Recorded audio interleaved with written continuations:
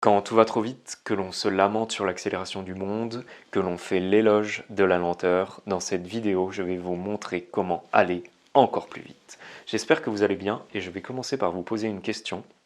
Est-ce qu'il ne vous est jamais arrivé d'avoir accès à un contenu intéressant mais dont le débit était insuffisant? Eh bien dans cette vidéo, je vais vous montrer deux techniques qui permettent d'accélérer le débit. Tout d'abord d'un message audio sur WhatsApp et ensuite d'une vidéo sur YouTube. Pour ça, on va se retrouver sur mon ordi. Let's go! Ok, premier truc sur YouTube.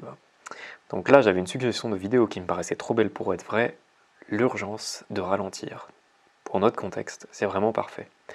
Donc l'urgence de ralentir, j'ai lancé la vidéo. Et pour l'accélérer ou la diminuer, diminuer d'ailleurs le débit, c'est très simple. Vous cherchez la molette ici, l'engrenage qui s'appelle paramètres, vous cliquez dessus, vous avez vitesse de lecture et vous pouvez modifier donc la vitesse. Soit vous la diminuez, soit vous l'augmentez et vous pouvez aller jusqu'à avoir un débit doublé. Il est possible au passage de faire ça également avec des lecteurs sur votre ordinateur, comme par exemple VLC. VLC, voilà, ici. Vous pouvez multiplier la vitesse de lecture si vous avez envie d'écouter, je sais pas, une conférence par exemple et d'en augmenter le débit. Eh bien avec VLC, c'est possible de le faire. Je précise simplement le fait qu'il est important de trouver un débit adéquat, adapté à votre compréhension. C'est-à-dire que parfois, j'ai remarqué que j'avais pu augmenter le débit de certaines vidéos, mais qu'en même temps, j'en avais retenu 2 fois moins. Donc, in fine, bénéfice net, il n'y avait pas grand-chose. Si ce n'est peut-être que ça m'avait entraîné éventuellement à retenir davantage avec un débit élevé. Bref, expérimentez, rendez-vous compte par vous-même du débit le plus adapté. Parfois, il peut être intéressant de garder un débit ordinaire. Vous savez, c'est comme la lecture rapide. Je crois que la lecture rapide, c'est quelque chose, bon, à la fois qui bien sûr se pratique et s'améliore dans le temps.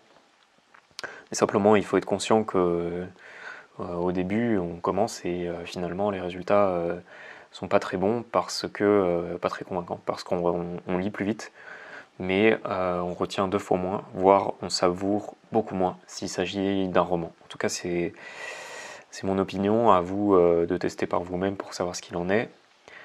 Deuxième astuce, c'est donc Talk Faster. Ça, c'est pour accélérer les audios WhatsApp. C'est très simple, ça marche sous Android. Je pense qu'on peut avoir la même chose sous iOS.